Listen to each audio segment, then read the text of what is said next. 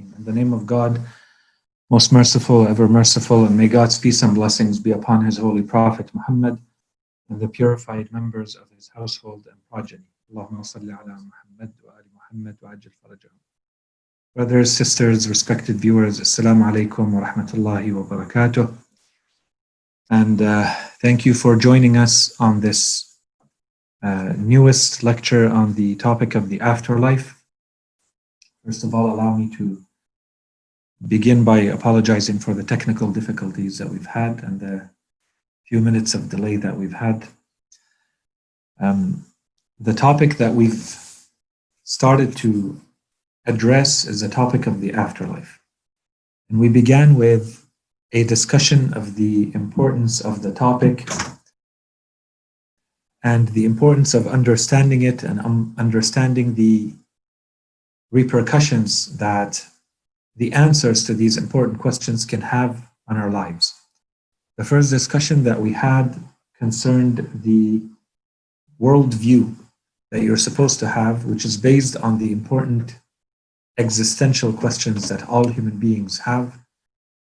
And we said that those questions have to do with where do we come from, why are we here, and where are we going? And the answers to those questions, they form the worldview. They form the idea of your place in the world and the manner in which you're going to interpret the world once you're in it. And it's going to have a direct repercussion on all of your actions. So any action that you perform as a human being from that point on is actually derived out of your worldview, out of the answers to the questions, the three existential important questions that we said constitute your worldview. And then we discussed the importance of understanding the afterlife specifically, because we said this is what's going to give direction and orientation to your life. You may know where you come from and you may know what you're doing here, but depending on what your idea is of what's waiting once you leave this world, then you're not going to be living in the same manner. This is something that will certainly change depending on the idea that you have about what's waiting for you after you leave this world. Once this idea of the importance of the afterlife and finding your own answer in a convincing way to the afterlife is well established, the next topic that we want to talk about is a topic that we're going to need for every aspect, every question, every part of the discussion around the afterlife. And this is a topic of the soul. So instead of addressing the topic of the soul every time we're going to talk about one dimension of the afterlife, we want to talk about it at the beginning and establish the existence of the soul. What is the soul? What do we mean by it? What's its nature? And once this is established, we don't need to come back to the topic again and again because we've already addressed it once and for all. And then we're going to simply refer to that discussion, which we have begun the last time we met. And so what we tried to do the last time we met was that we tried to present a first argument on the notion of the existence of the soul. And we said one of the main arguments for the existence of the soul is that if you look at a human being, you will see that their life is constantly changing, and the body which makes them up is constantly changing. And the experiences they have as they go throughout life is constantly changing. So the question then becomes, if the body that makes you up is constantly changing, it's made up of cells that die and are replaced. And if the experiences that you have in life are constantly changing, what allows you to say at the end that you are still the same person? If everything that you're made up of is constantly changing. And the short answer to this question, this is where we said, this is what allows you, that which allows you to say that you are still one unit, that which allows you to bring all of your experiences into one unified whole, one singularity. that thing cannot be a physical entity because the physical entities are constantly changing themselves. And that includes every aspect of your body. So it cannot be something within your body. And if you look at yourself and the manner in which your body is built, this should become obvious enough that it cannot be something entirely physical. So it needs to be an entity that is beyond the body. So this is where we postulated the existence of something that is immaterial, which is the soul. So this allows us to say that there is a soul, the soul exists, and this opens the possibility that once we die, that soul can continue to exist because it is not the body, it is something distinct from the body. So that there is a soul and that that soul can exist independently of the body. And we said that this is also going to be, this soul is going to be constituting, making up your identity. So identity in both senses, as in that which brings you together as one I. When you refer to yourself as I, that's your identity. That's one. So the singularity, that which unifies all of your experience, all of your existence into one entity. That's your identity. That's one. And two, that which is truly you. And so when I ask, who are you really? Are you the body? Are you the soul? And what's the relationship between the body and the soul? We said that the answer to this question is that the truth is, and this may, reconfirm that looks are deceiving. When you look at a human being, you're seeing their body. But the truth is, what you really are is your soul, not your body. And your body is that which helps the soul, allows the soul to exist in this world. The soul cannot function, cannot do anything. There is no meaning to speak of a soul in this world. There's no meaning to speak of the world, of the soul in this world, if there is no body that accompanies it. Everything in this world has a dimension that is material, and for you to be able to interact with this world, you need a body. But that body is not you. That body allows your soul to exist, and therefore, once you pass away, once you die, at your expiration date, that which continues to live is the true you, not the body, not that which allowed you to function in this world. And so that's what we meant when we said that the soul is your identity in both senses, that which puts you all together, one, and two, who you truly are. What we wanted to do today is to continue with that discussion now by concentrating on another aspect of the soul. So now that we know that there is a soul and that that soul exists and can continue to exist without the body, now we want to take the discussion to the next level and to talk about the nature of that soul. And we already started talking about that, but now we want to establish it specifically and directly, which is the soul is not material. It cannot be the body. So we kind of proved it by the negative, what it is not. This time we want to prove it by the positive and provide the proof of what we mean when we say the soul is not material. Why do we say that? So we want to look at this both from reason, from a rational argument, and we want to look at it from what the Holy Quran says about this topic. And as we said, for someone who is just joining us now, what we said from the beginning is that, it might be something that some people want to question because they want us to build our entire foundation of our entire belief system, the foundations of our belief system, on reason alone. And as we said from the beginning, that's exactly what we've done. But where we're at in the argumentation that we've provided, by now it should have become clear that there is a God that exists and that it is a personal God who has guided and helped humanity through teachings, which we call religion, through scripture and revelation. That's the message sent to humanity. And one of those messages is the Holy Quran. So because we've proved all of this already through reason, we can rely on the Holy Quran as a valid argument to add to the equation and to see this is what reason says, and this is also what the Holy Quran says. So we can, take each one of these as its own separate argument or combine them together, which is that much stronger as an argument. So the immateriality of the soul. Let's start with reason. The first point to discuss is that this is certainly considered even in Islamic philosophy and Islamic studies and in studies in general in the philosophy of the mind, where this is discussed usually.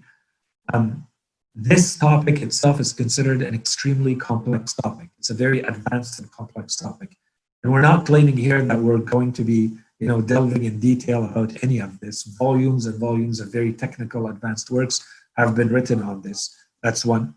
And two, the issue that may arise here is that in order to simplify and present things as an introductory level, obviously we're kind of simplifying a lot of the arguments and a lot of the questions and a lot of the examples that we're using. Of course, the debate can get a lot more technical and more detailed if it were to be a lot more advanced, but that's not what we're trying to do here.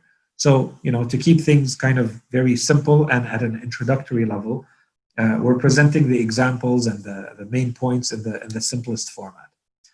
So, as a matter of introduction, when you look at yourself, when you look at your body, when you look at your hands, when you look at your feet, your face, if you look in a mirror, if you look at your body directly, you can start already seeing that you have access to a type of knowledge of your body that is direct, but is direct in the sense that you experience it, you perceive it through your senses. So you can see, for instance, the shape and the color and the size of your hands, for instance, or you can touch your hand or touch your hair and your feet. And through the sense of touch, for instance, you can get a certain appreciation and certain knowledge of those states. And the same thing can be said about, your internal organs. Inside your body, you would need to be able to have access to what's inside through a surgery or through, a periscope or something of that sort. And that would allow you to be able to see what's going on inside. Otherwise, if you're limited with your perception, let's say with your sight, for instance, you're not going to be able to see what's going on inside of you. So this is where you start seeing the ability, but also the limitation of your senses, your perception and senses. And then if you continue to explore yourself and to look at who you are and that which makes up you, you also see that there are other parts of you that you access and you know about that are within the reach of your knowledge, but which you are not getting to through those five senses that you have. You're not getting to them through your sight or hearing or smell or touch or feeling. And this is, for instance, when you look at your emotions, your emotional, psychological states. You can feel yourself, for instance, thinking or wanting something, or your will, the fact that you have a will, the fact that you doubt, the fact that you exist, the fact that you're angry or sad or hungry. All of these can be considered, some of them are entirely and completely psychological states, but many of them, they seem to have a corporeal or bodily dimension to them as well. And so when you try to, or when you have that experience of knowing that aspect of your personality, that dimension of your personality, you're not getting to it through the senses. And this already tells you that even if you did not have those senses in place, if you did not have hearing and perception as in sight, touch, feel, smell, you would still be able to experience those other dimensions of your personality, which tells you that you're not relying on your physical senses to be able to acquire that knowledge. That knowledge is being accessed, reached directly. You're directly having the experience of it's you who is angry or sad, or that you're thinking or you're doubting or that you exist. This is a completely different type of knowledge than looking at your hand or feeling your hair, for instance. That you know that you're thinking right now is a completely different type of knowledge than, for instance, knowing that you have hair and what your hair feels like. And this is where you see that the manner in which you access those dimensions of your being is different. That's one. And two, the possibility of doubting that one thing is or is not what it is going to change entirely, because the access that you have in one of them is relying on your perception, on your senses, And in the other case, it is not. You're directly accessing that type of knowledge. The experience, there's no intermediary between you and the fact that you think, right? Whereas if you're feeling what the texture of your hair is, there is an intermediary between you and that feeling, which is your sense of touch. This is where you start seeing that, okay, there are dimensions, parts of your personality which you are accessing directly, and other ones you're accessing through bodily senses, your empirical senses, your perception. And this is where you start seeing that there's a difference in the nature of that knowledge, one, and there's a difference in the object of the knowledge, right? So the object of knowledge in this case is, for instance, the feeling of thinking, the experience of thinking versus feeling the texture of your hair. That's the object. The nature of that object is different.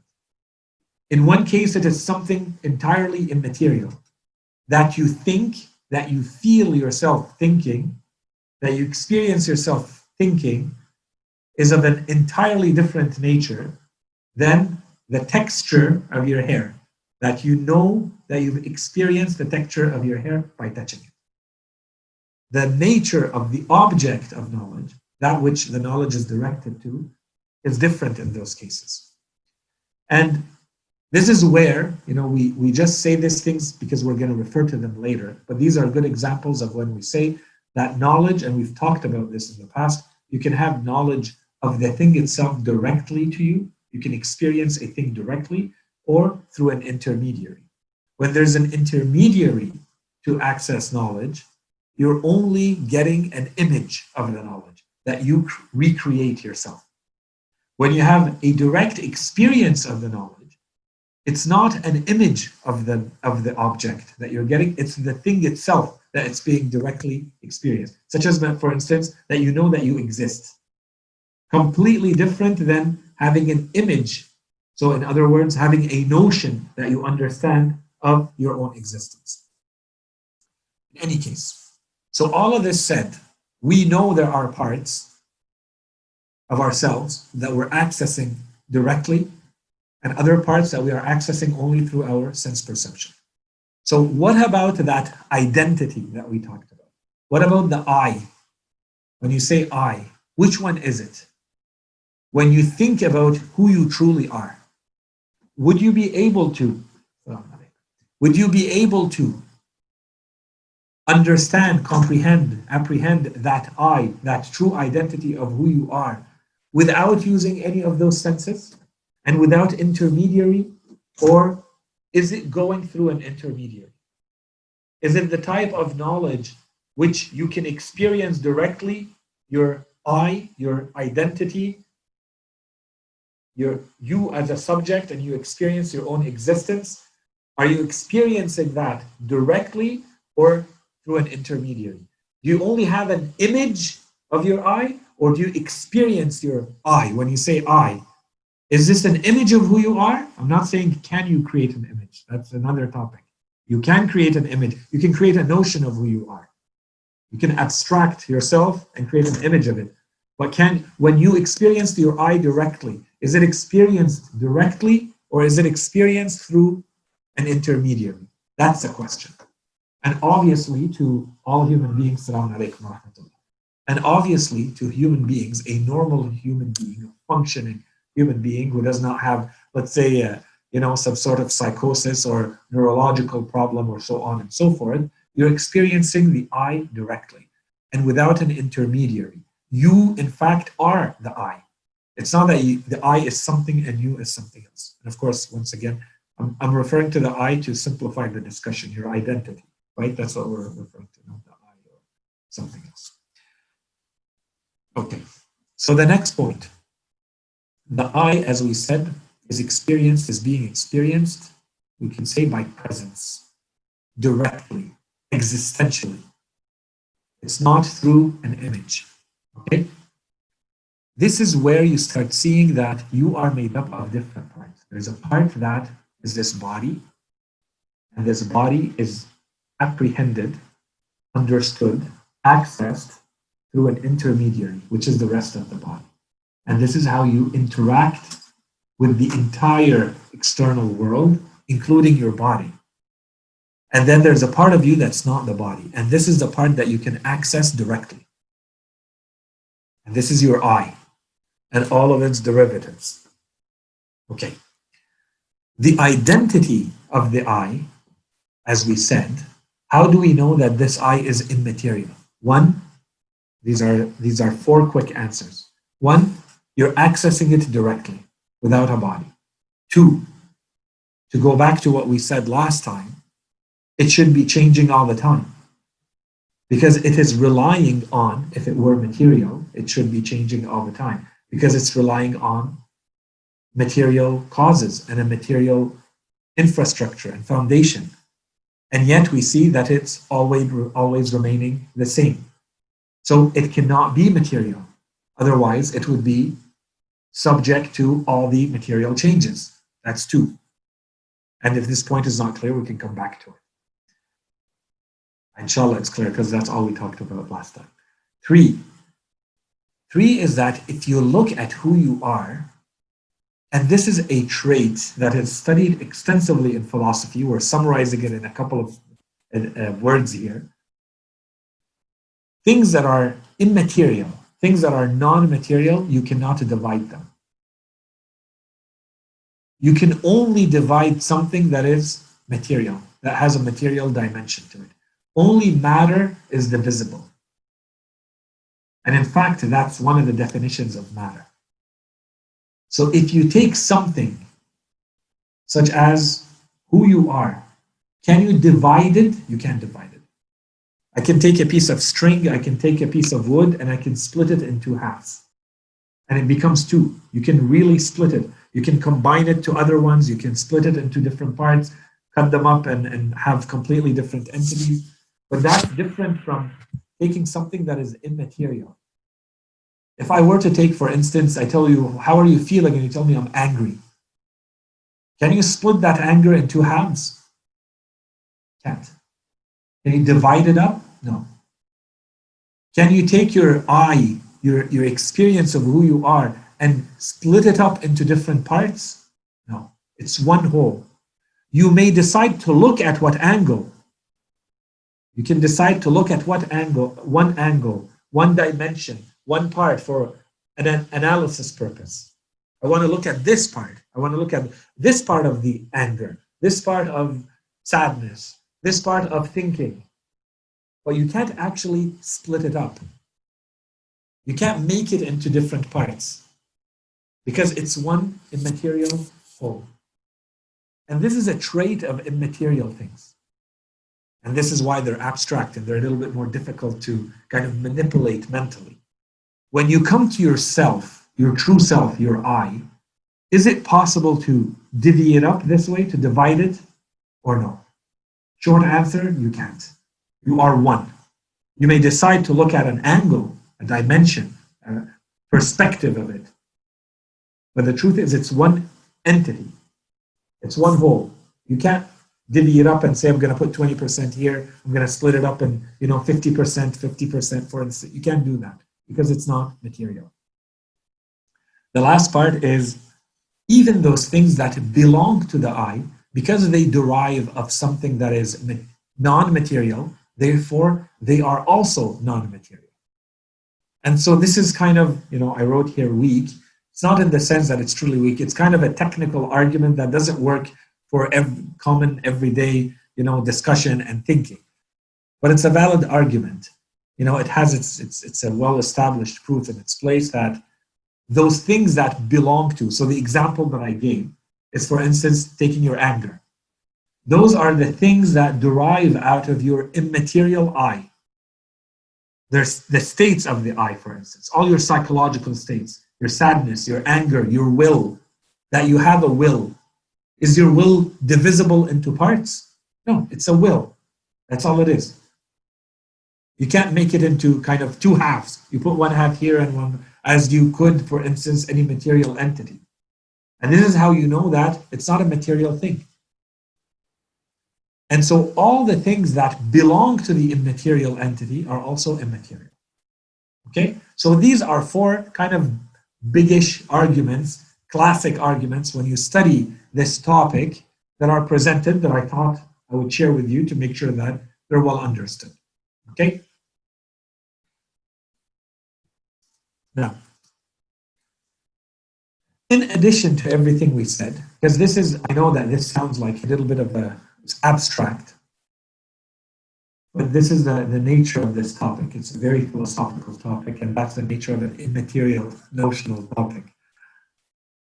In addition to this, there are other arguments that are sometimes mentioned for the existence of the soul and to prove that the soul is not material. These are some of them. Some of these we've discussed very quickly in the past with some of you, those who have been following along over the past couple of years. And if you guys are interested, we can certainly, maybe not today, so that we finish quickly, but these are topics that we can explore. Maybe next time we can bring some examples, some notions, some stories around each one of these or all of them, and there are others that fall under this general category. But these are human phenomena. These are activities that are experienced by some or most or all humans, depending on which one we're talking about, which are indications. They should open our eyes and our minds to the fact that there is more to us than just this body. And to put it in more materialist terms, new materialist terms, there is more to you than your physical brain. You are more than just they call it the gray matter in your cranium. You're more than just the chemical interactions going on inside the mass inside your skull, which is the claim of those who want to reject the existence of the soul. And these are examples that there is more to you than just the matter and the body. So one example, for instance, is and each one of these, as I said, entire volumes are written about this, and we can talk about it for a very long time, but very quickly. Dreams. What are dreams supposed to be? What do they represent? Some of it, 100%, is just fluff. It's basically your mind going through everything that it experiences and sorting stuff out when you sleep. And so you get some of those images. So a lot of it doesn't mean anything, but not all of it means nothing. Some of it means something. And perhaps many of you, many of those listening and watching right now, other people, you dream something and then the same thing that you dreamt, exactly as you dreamt it, happens the next day. In detail, and you remember. And someone may or may not question it, will tell them, I know what I saw. And this is the difference between, the direct experiencing of something, because you experienced it yourself. And we're not saying that this is a valid or not argument for others, but for you who experienced something in your dream, you saw things from the past or the future or happening elsewhere in the world, and then you're told about it and it reconfirms what you saw. This is happening all the time. There are countless, not hundreds, not thousands, a lot more stories related to dreams. And I think it would be too kind of cheap to say we dismiss all of it. All of these people are delusional and lying, and they just ate too much before sleeping and they're seeing things. No, we have to get to the bottom of it. And there are people who have made a livelihood just from this topic. Okay, and then, of course, if you add a religious component to this, then we know that there is validity. Even the Holy Quran, read the beginning of the story of Prophet Yusuf alayhi salam. He begins with a dream. The whole story begins with the dream that he has when he sees the sun and the moon and the planets performing a sujood in front of him, right? And his father tells him, don't tell. And then at the end of the story, Prophet Yusuf alayhi salam, that when the story goes on in the Holy Quran, it tells us that people are coming to Prophet Yusuf specifically to ask him to interpret dreams.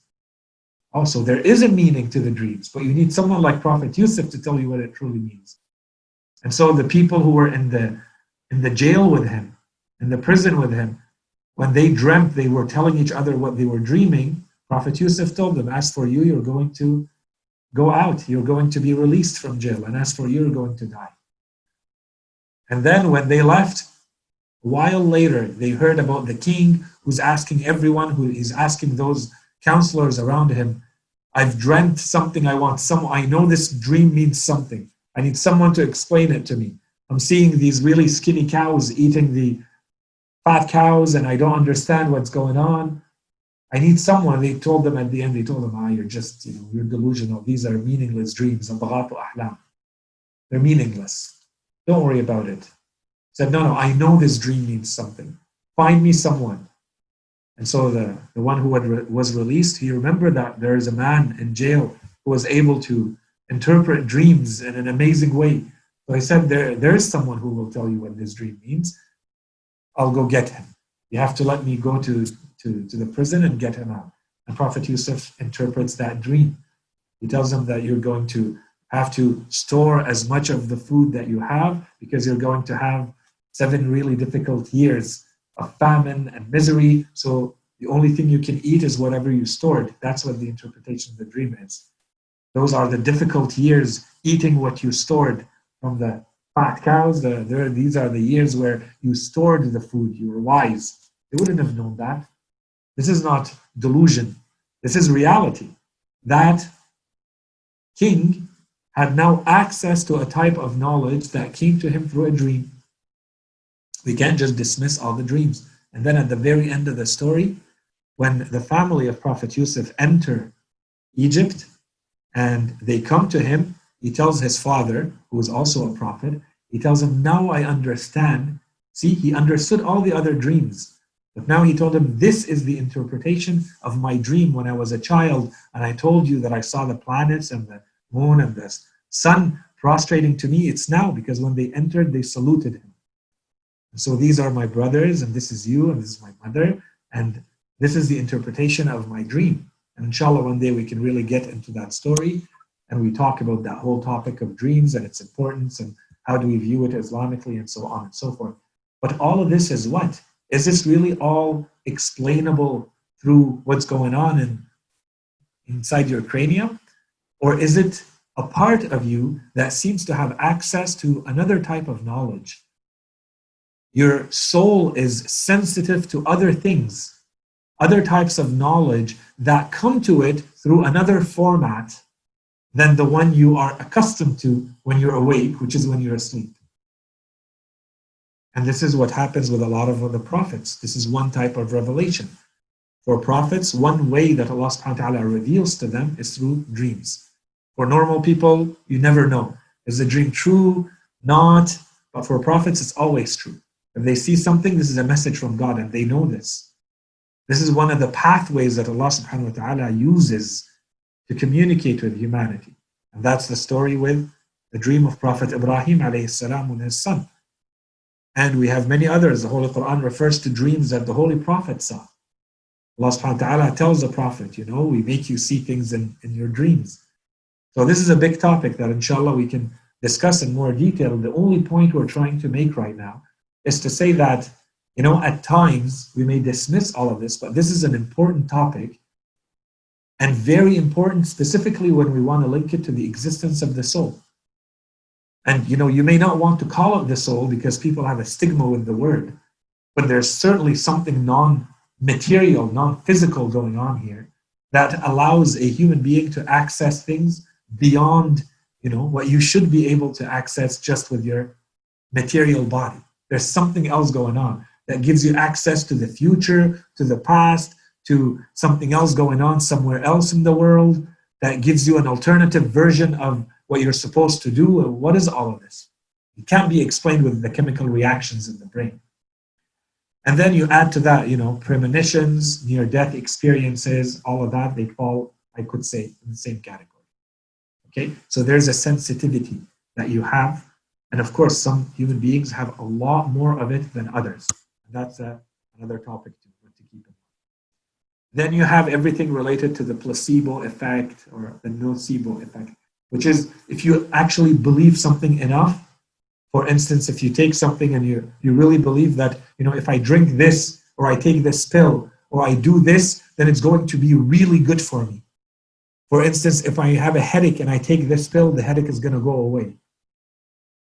The problem is that sometimes what you're given is just a pill of sugar, or an empty powder is just flour, and the headache goes away. How? If it's entirely based on the material chemical stuff going on, the headache should not go away. There is a cause and effect. The substance you took does not remove your headache, does not numb you enough to make you not feel the headache. So why did the headache go away? There's something more to you than just your brain and the chemical reactions going on in your body. And in this case, the easy answer that I would give you is this is those cases of mind over matter, mind over brain. The mind of you, the mind is not the brain. There is a brain and there's a mind. If you believe enough, and this opens the door to a whole lot of stuff. The strength of your mind. There's a strength that you have beyond what your body is capable of. So this is something to keep in mind. How can you use that in the best way? And then the opposite. If you really feel something is very bad for you, when it's not.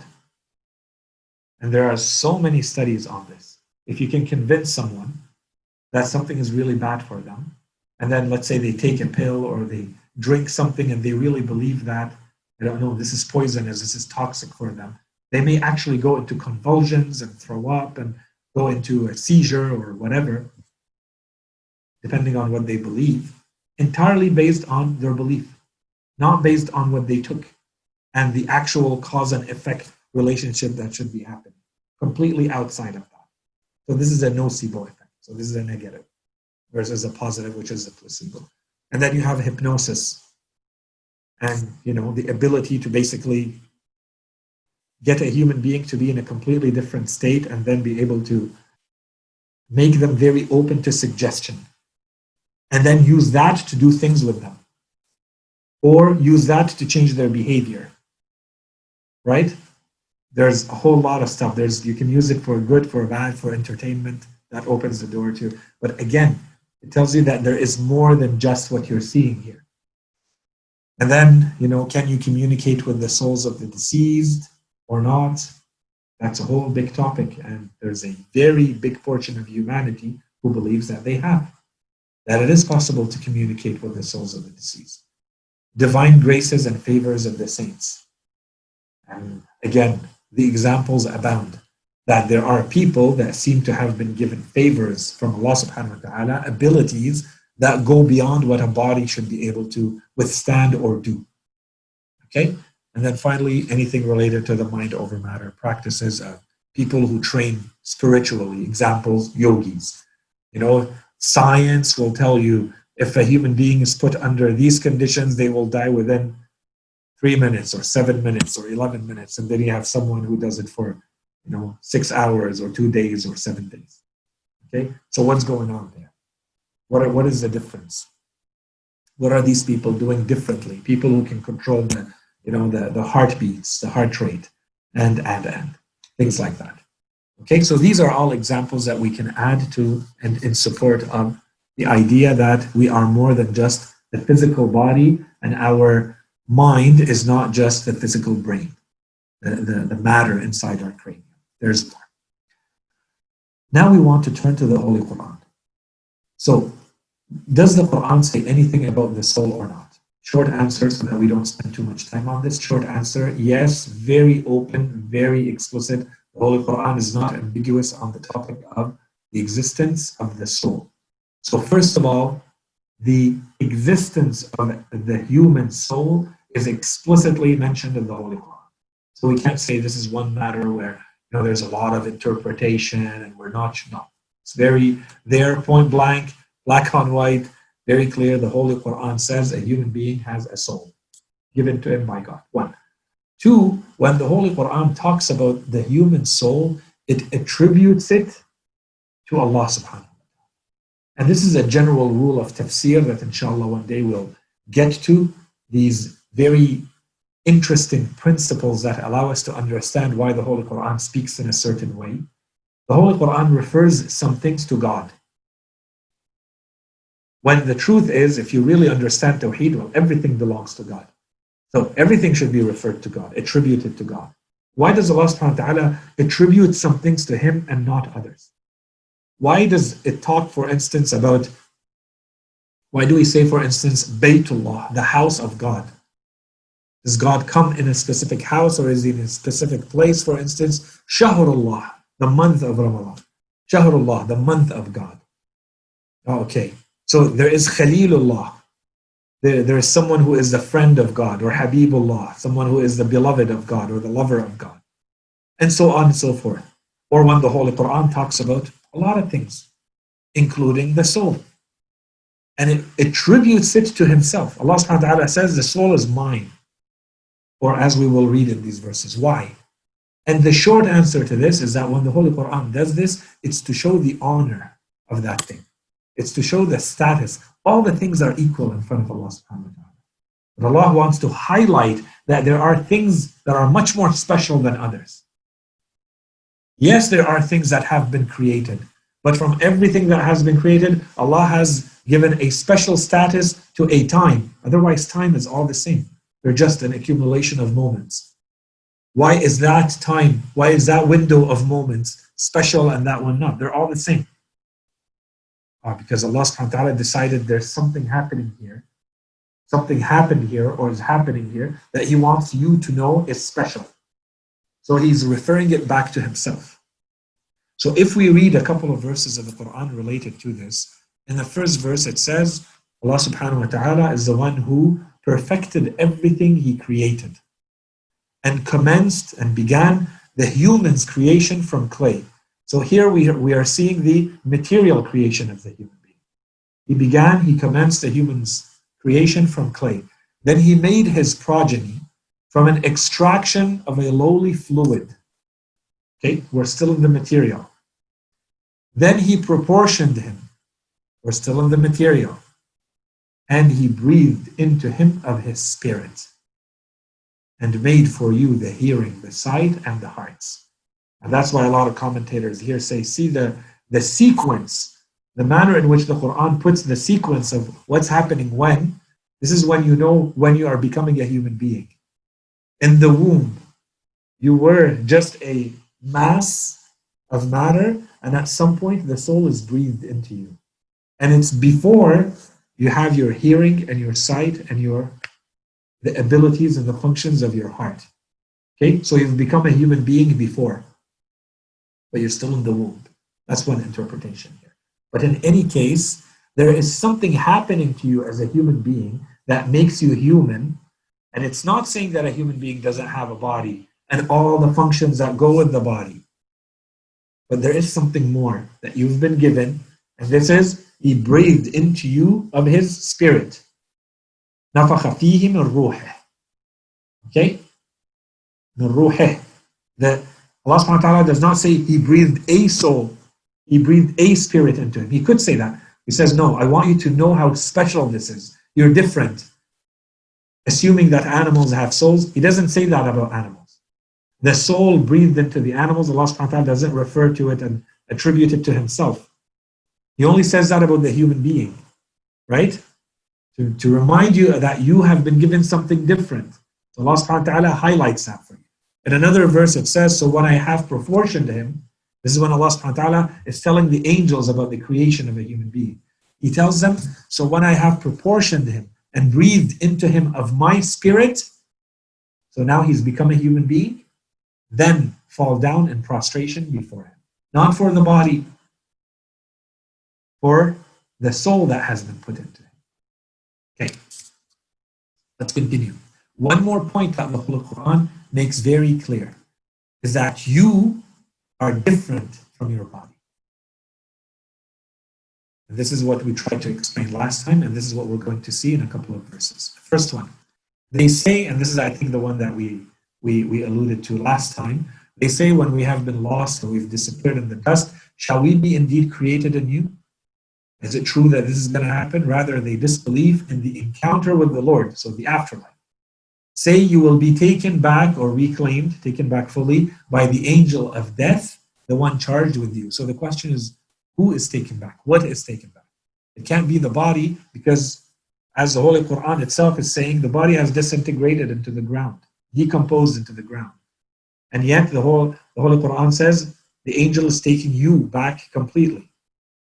يَتَوَفَّاكُمْ. He takes you back completely. The Malakul Maut. وَلِيَتَوَفَّاكُمْ مَلَكُ الْمَوْتِ الَّذِي وُكِّلَ بِكُمْ. So whatever you are, is taken back entirely by the angel. So the you is not your body. The body is staying in the ground and decomposing. That's one verse. Another verse says, if you were to see when the wrongdoers are on the throes of death, and the angels extend their hands, saying, give up your souls. So these are people, and the angels are telling them, let's go. It's time to die. Give up your souls now. This day shall you receive your reward, a punishment of humiliation. So now the verse has moved, fast forwarded to the future. So it's as though the verse has jumped into the afterlife. Now, what is humiliated? Your body? No, the body is not humiliated. It's the soul. It's an immaterial part of you that is going to be punished with humiliation because of what you used to do. And the last verse, and this one is very important, and inshallah it's clear. Allah subhanahu wa ta'ala says, and this is in Surah Al-Zumar, He says, Allah takes back, Allahu yatawaffa. See the same how the Quran uses the terms very clearly. Allahu yatawaffa al-anfusa. Allah takes back or reclaims the souls at the time of their death. Okay, and then it adds, and those who have not died in their sleep. Allahu yatawaffa al-anfusa hina mawtiha wallati lam tamut fi manamiha. So Allah subhanahu wa ta'ala takes your soul at two times. There's but two ways, because the verse is going to explain how they are different. He takes your soul when you die. Allah reclaims the souls at the time of their death. And when you sleep, He takes your soul. What's the difference? The Quran continues. Then He retains those for whom He has ordained death. The souls for which He has decided that they have died, He keeps them, He retains them, and releases the others until a specified time, which is the time of their death. So every time you go to sleep, your soul is being taken by Allah. If this is a sleep from which you're not supposed to wake up again, this is your specified time, Allah retains the soul. He keeps it. So it's not coming back to the body. The body is there. This is where I want you to, this verse is beautiful and full of teachings. Because first of all, it says a lot about sleep. Secondly, it starts telling you that it's not that you're not alive. The Quran says your soul is being taken while you sleep. Well, anyone, a scientist, would come and look at you while you're asleep and they would say, you're alive. So the soul is not to give you life. And this is where we have to make that distinction. The soul is not to give you your biological functions. These Allah subhanahu wa ta'ala has given you through other means, which may all be explained with materially. You have the body and the way it functions. And the way it functions allows you to, chemically and biologically and physically, it allows you to exist as a living entity, but you still don't have a soul. And this is your difference with other beings. You have something that is being taken away from you when you sleep. What's the difference between you when you are asleep and when you are awake? That's what tells you this is what your soul is. It's not that your heart doesn't beat. If we're talking about that, this is just your biological soul. This is just your ability to kind of be a living matter. Okay, and that's another topic. But that's not the soul that we're talking about. Your awareness and your will and your thinking and your feelings, this is all stuff that you only have when you're awake. And if you have them when you're asleep, it brings us back to the topic of dreams, which again proves that you are there. It's just you're in a different world. You have access to different things. You're a world of souls, which gives you access to the dreams and the realities of that world. but you also have your brain here, which is sorting out what it's going through. And so you may see images too. Okay, and it's not an easy one to distinguish between what is what. But if you understand this verse, then you start seeing that, okay, Allah subhanahu wa ta'ala says every human being that goes to sleep is actually dying. If you understand death as giving up your soul to God. Every time you go to sleep, you are losing something. You are losing your ability to do anything with this body, and that's all death is. And that's giving up your soul. You are giving up something that you have outside of this body. It's going somewhere, not maybe physically, but it stops to be able to act on this body. And then when you wake up, it means Allah subhanahu wa ta'ala has allowed it to go back to the body. That's what the verse says. So now we reread it, see how much more you understand. Allah subhanahu wa ta'ala in Arabic, Allah subhanahu wa ta'ala says, Allahu yatawaffa al-anfusa hina mawtiha. Yatawaffa, as we said, was take back. Allahu yatawaffa al-anfusa hina mawtiha wallati lam tamut fi manamiha. Though the ones which have not died in their sleep. Allah subhanahu wa ta'ala takes it. Takes the soul. فَيُمْسِكُ الَّتِي قَضَى عَلَيْهَا الْمَوْتِ. He holds back the ones upon which he has decreed death. وَيُرْسِلُ الْأُخْرَى إِلَىٰ أَجَلٍ مُسَمَّى. Allah subhanahu wa ta'ala takes or reclaims the souls at the time of their death and those who have not died in their sleep. So he takes them at two times. At the time of sleep and at the time of death, Allah reclaims the souls. Those that which have died, so then he retains those for whom he has ordained death, he retains those souls. That's it, they're dead, they're not going back. And releases the others, the other souls, he lets them go back to the body. And he releases the others until a specified time, the time ordained for their death. There are indeed signs in that for people who reflect. Because a lot of people will hear this, but it won't do anything. And those who can really think, the Quran says, this is a sign, this is an ayah, this is a miracle, just like all the other miracles. It's just, do you have the ability to see it or not? And of course here, maybe one more quick point regarding this verse. So there is of course here a component to this verse that is moral or ethical for us. And our religion insists on this. It's always a constant reminder.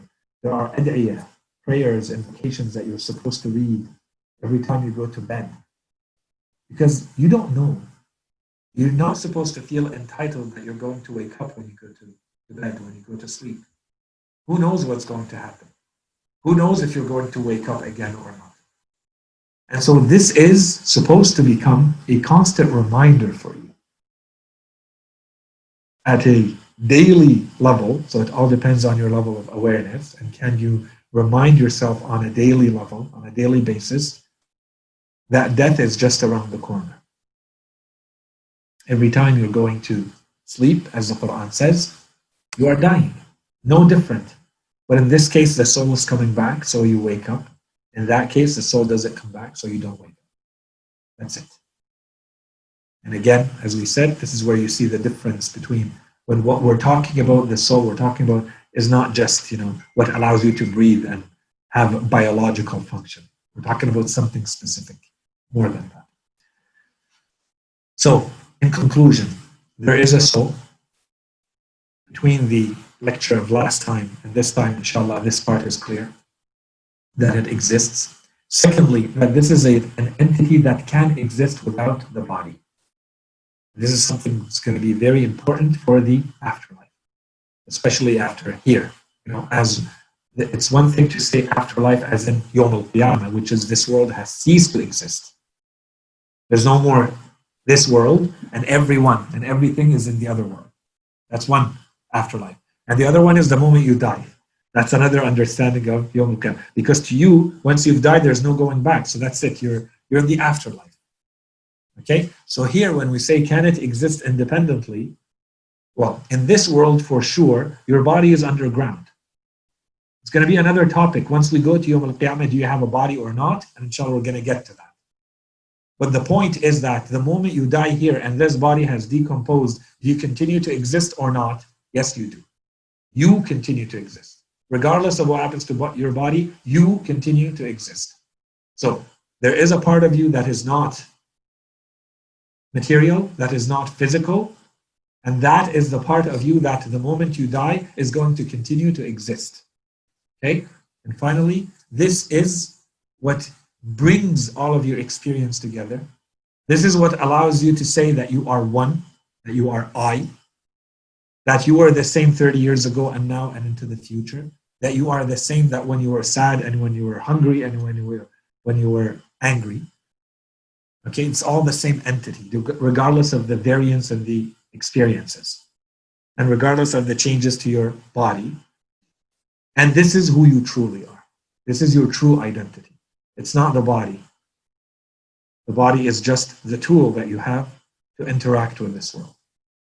And so take good care of it because you're stuck with it. The soul is absolutely useless and ineffectual and incapable of anything in this world without the body, unless, there's exceptions.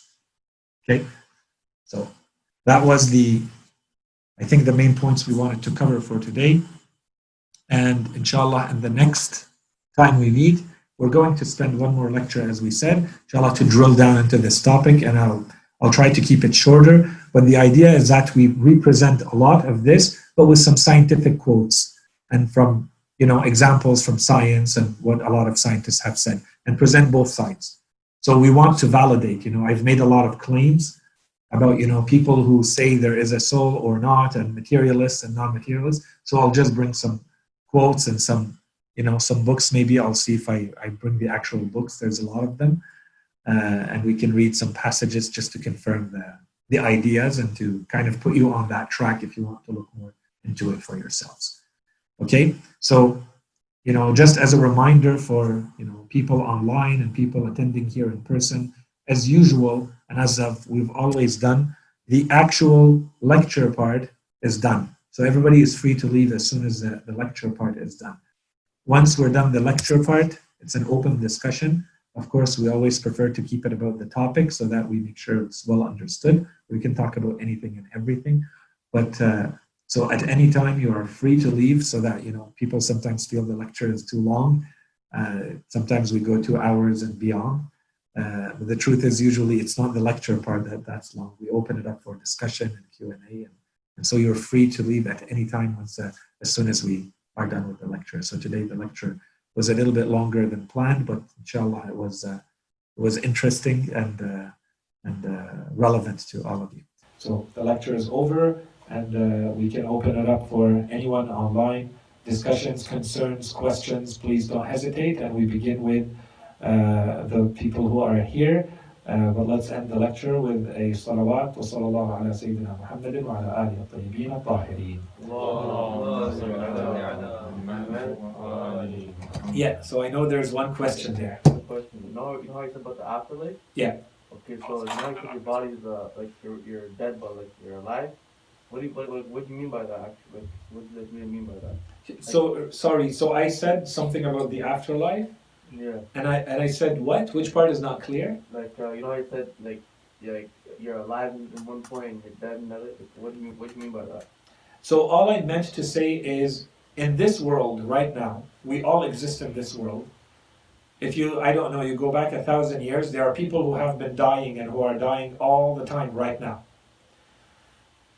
So there are people who existed in this world, and we are of them. We exist right now, and we're going to die. And when we're going to die, there will be other people who are alive. So one question is, so what happens now? Yeah. To the person who just died now, or they died 100 years ago, 1,000 years ago, 10,000 years ago, what happens to them now? Are they in the afterlife or not? That's one question. And then the other one, that one is a lot simpler, which is Allah subhanahu wa ta'ala tells us that there will be a point where He will end this world. When that happens, then there is no choice. Everybody is going to be taken into that new world. That's Yawm al-Qiyamah and after. So the first one, That's why I meant what I meant when I said there's two ways of understanding afterlife when we're talking right now. One way to understand afterlife is the moment you hit death, the moment you die in this world, and between now and Yawm al-Qiyamah. That's an afterlife. But technically, the afterlife is only supposed to be that other world. So what happens between these two? So everybody agrees that there are people dying here, and everybody agrees that there will be a time when this world ends, and there will be an afterlife, a Yawm al-Qiyamah, and then Alam al-Akhirah. And people, are judged, and then they end up in heaven or hell, punishment or reward. So this is all afterlife 100%. What about this world? Short answer is, this is what we refer to as barzakh. Alam al-barzakh. So this is the intermediary. In Arabic, barzakh means something in between. Literally, it means in between. So the world in between is the world between this life, when it ends for you, and the afterlife, when it begins for everyone. That part is, you are in barzakh. The barzakh is its own dimension and its own world. And it has its own rules and principles and laws that govern it. That are different from the ones of this world that we know, and they are different from the ones we have in the afterlife. Each one of these is a completely different world. With its own, here we have gravity. In Alam al-Barzakh there's no gravity. It's a completely different world. And Alam al-Akhirah, afterlife, is a completely different world as well, with its own laws and, principles that govern it. Does that clarify? Yeah. Okay, thanks. Thank you. I have a question. Yeah. So when we were talking about existential knowledge, I was wondering, is all existential knowledge part of the soul? Is that what you were saying? Like, for example, I can directly feel my anger or my fear. Is that biological, or is all existential knowledge part of the soul? Okay, so there's different ways to answer this question. The first one is knowledge itself is of the soul. Okay?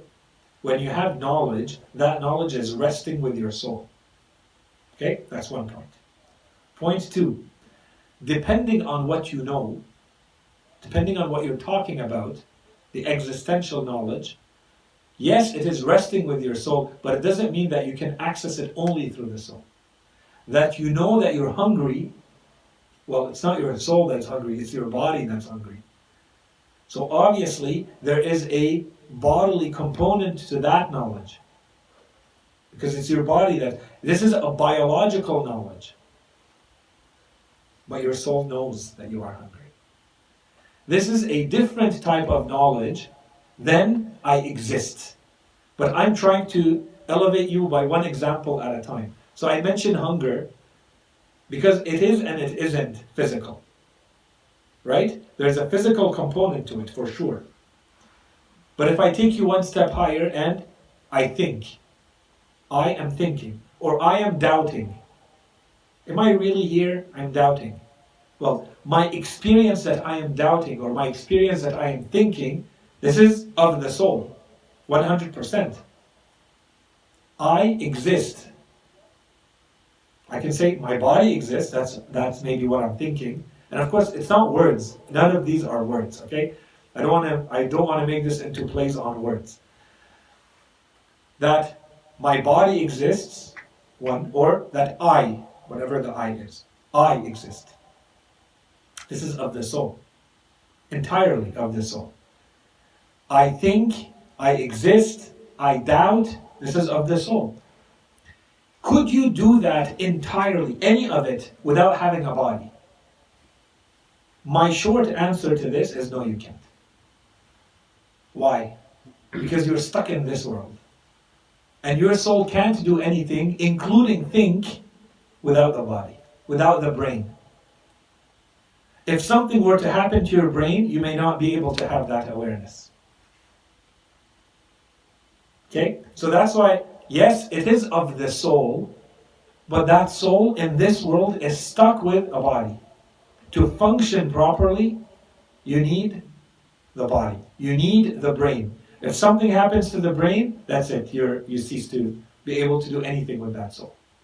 That's the importance, and that's the benefit, and that's the necessity of having the body, having the brain, making sure that you have the right chemical balances, the right chemical, hormonal, physical interactions, and all of that is there. It's not to take away of the importance and the necessity of anything physical, but it's not sufficient. It's necessary, but it's not sufficient. There's an ingredient missing. That's the soul. That's the ingredient, that's the soul. I don't know if I answered clearly. Yeah, very well. Okay. Yeah. So what does it mean when we say humans are made from clay? Because the ayah says we were made from clay, then from a lowly fluid. So does that mean only Adam was made from a clay, or does that mean like it's a previous form that we have? Or what does it mean? In short, it seems to mean that our initial creation starts from the matters of the earth. Because in this verse it says something, in another verse it says something, in another verse it says something. In some verses there is min turab, min teen, min teen lazib. But there are a number of them mentioned.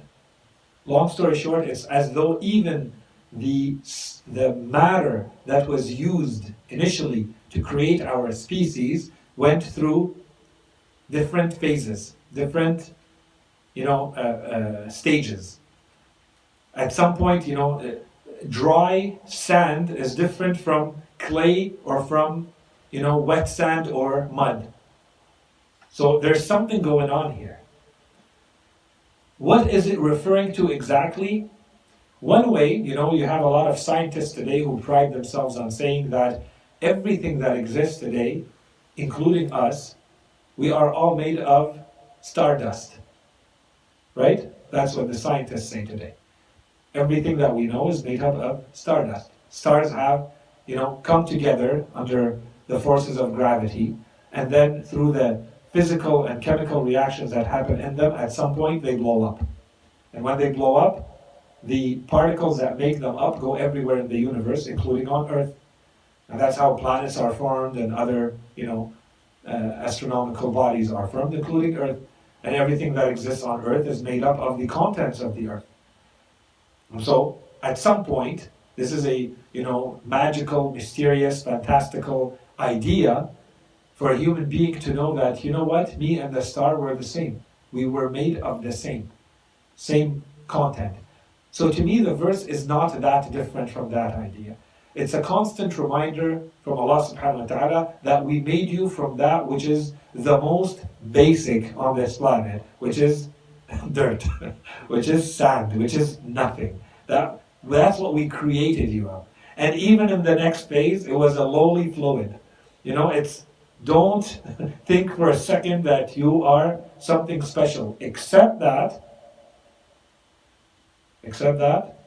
I gave you of my soul. This is what makes you special. This is what makes you different. Okay? And all of this is from God. So don't be arrogant. So believe in God and obey God. That's the constant reminder there. Allah subhanahu wa ta'ala is always telling you. And there's another component which is more deep and philosophical, which is you are created from subject matter of this world. And this brings us back to the discussion of last time. You live in this world. You are made from the substance of this world. You are here to develop this world.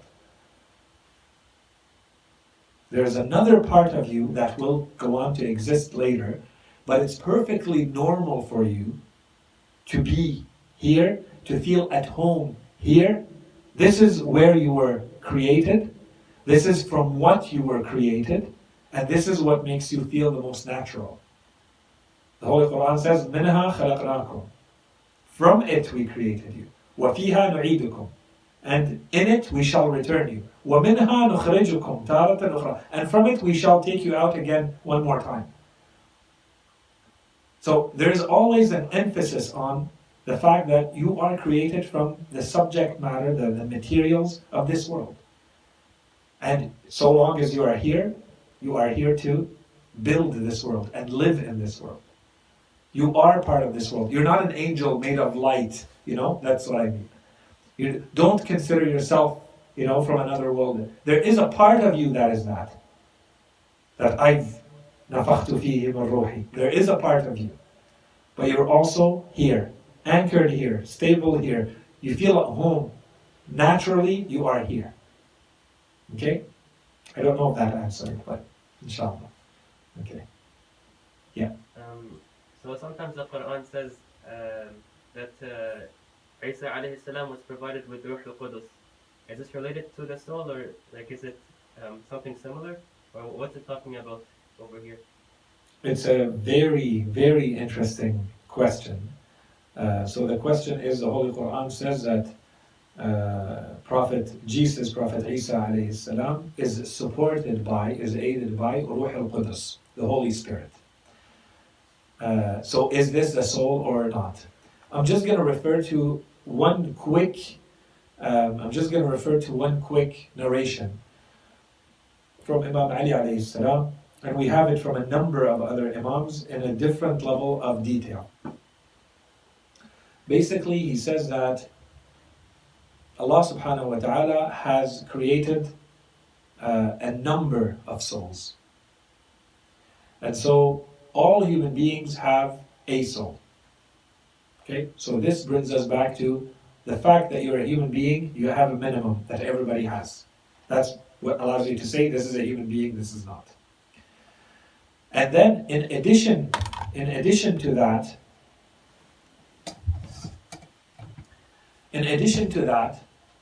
human beings who have belief have been given another soul. Within belief, there are those who have a very high level of belief. They have been given another soul. From those, there are people, from among them, there are people who are saints. They have been given another soul. And there are people who are prophets and messengers. And they have been given, every time I'm saying another soul, as an additional soul. One more soul on top of the other one. And then you have the highest level, which is the Holy Prophet, who has another soul that is only and always with him. And he is with the Imams. That's what that narration says. And that narration would require, a good commentary and thinking about, but in short, it could be understood as, so that we simplify it to ourselves, we could say that it's kind of like a matter of degree, but I'm going to argue that it's not. But let's start with the answer that it's a matter of degree. Okay? In the sense that there is a type of force that is given to you that gives you your humanity. And the more human you know how to become, the more you work on yourself, the more you are aided. And the Holy Quran talks about this at times. Allah subhanahu wa ta'ala says, for instance, He guides them with a light from Him. He gives them an additional light. Okay, so you do work, Allah helps you with more things. Okay, all of that is referred to as, in this narration, it's the soul. It's an additional soul. It's an additional faculty. What is the ability of the soul? What does it do? It allows you to have more awareness, right? It allows you to have more knowledge, more awareness, more sensitivity to what's going on around you. And all of that gives you more power. Okay? You can do more with those things. The more you work on your humanity, the more you are given. What I understand from this narration from Imam Ali alayhi salam is that it's not just a matter of degree. It's a degree, and a degree means you're just adding more of it. To me, what the Imam is saying, no. There are stages. You reach a certain point and then you move on to another stage. Which means the person at the lower stage will never understand what the person at the higher stage has. Because they're not there. Because this is a matter of quality. It's not quantity. It's not I have it and you have it, but you have more of it than me. That's one thing. It's a completely different thing when I say, you have strength and I have strength. But you can lift 200 pounds, I can lift 100. So I know what what you're doing is just a lot more of what I'm doing. So, okay. And at some point I can appreciate, at some point I can't. Okay? Fine. But there's another version, another thing that you may have. I may be blind and you're not. This is not a matter of degree. It's not that you can see more than I can. It's that you can see and I can't. You have a faculty that I don't have. And to me, this narration of Imam Ali, this is what it's saying. You reach a point, you're given something that the other person will never understand unless they also get that faculty. Yeah. Can you repeat the narration, sorry?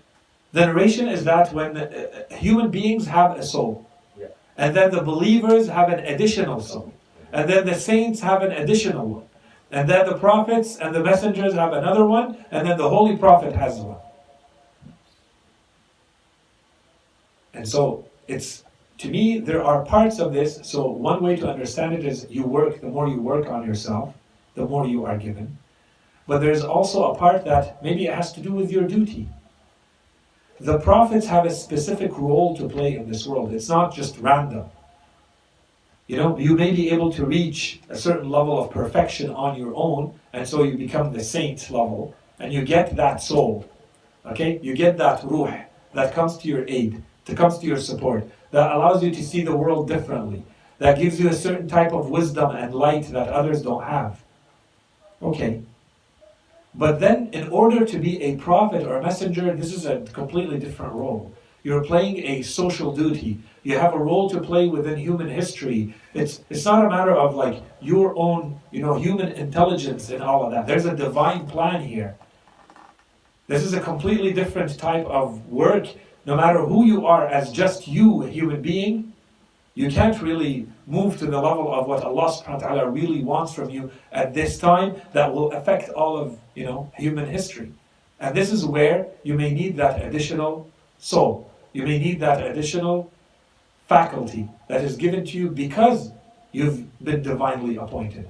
Allah gives you the appointment, He's giving you a responsibility, but He also gives you the tools that go with it. And in the case of the Holy Prophet, I would say it's the same thing. And again, why would Allah create this type of system? Well, in part, it is also to show the merits of these people. If everybody is equal and everybody is the same, then I would not know who's who. And this is an honor that Allah bestows on these people, that He shows to us glimpses and indications here and there of who they truly are. Right? The greatness of even the believer or the saint or the normal human being compared to, say, an animal. There's a difference here. So Allah subhanahu wa ta'ala wants to show that.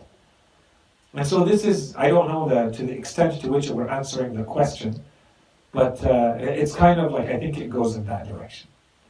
That was a good answer. Okay, alhamdulillah. Are there any questions on Facebook? No? Okay.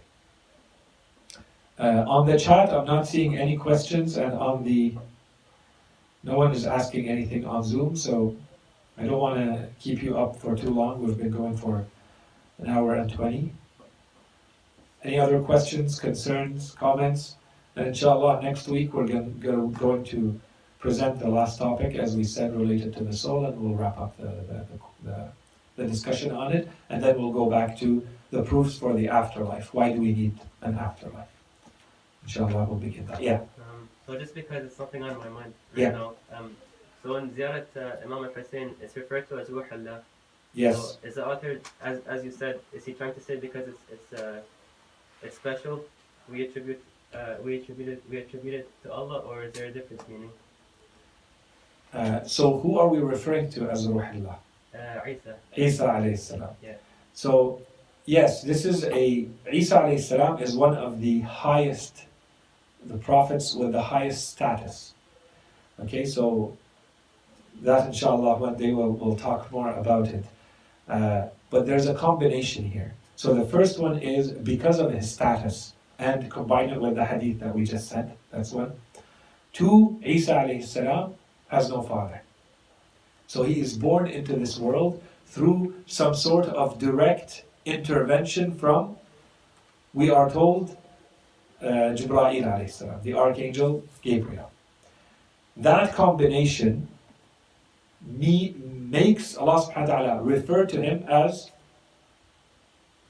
روح الله وكلمته ألقاها. So Allah subhanahu wa ta'ala refers to him as, in his creation, he says he is no different. So on the one side, when he wants to show that those who took him as a god, they were wrong, but you're also wrong in considering him just like everybody else.